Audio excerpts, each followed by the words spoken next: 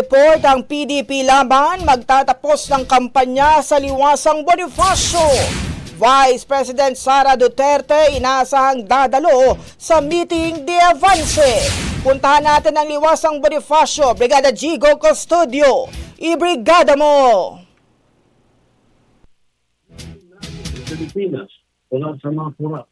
Magtatapos ng kanilang kampanya ang mga kandidato sa pagkasenador mula sa partido. Ni dating Pangulong Rodrigo Duterte ang PDP laban sa pamamagitan ng isang meeting de avance dito sa Liwasang Bonifacio mamayang alas 5 ng hapon bilang paghahanda sa nalalapit na midterm elections.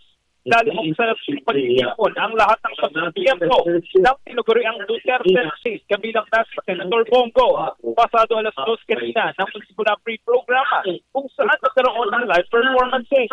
Sa kabila naman ng malakas na bukas ng ulan kanina, hindi na sila yung mga pagsusuporta ng dating Pangulo. Tuloy-tuloy ang kanilang pagdating dito sa Liwasang Bonifacio at mga nakasuot sila ng kulay puti at verde para suportahan ang attendance.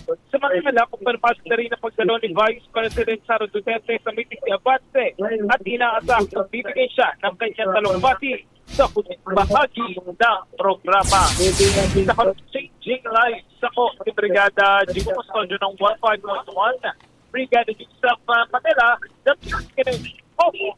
Ang bahaging ito ay hatid sa atin ng Power Cell Salabat, ginhawa ng bawat nangangarap.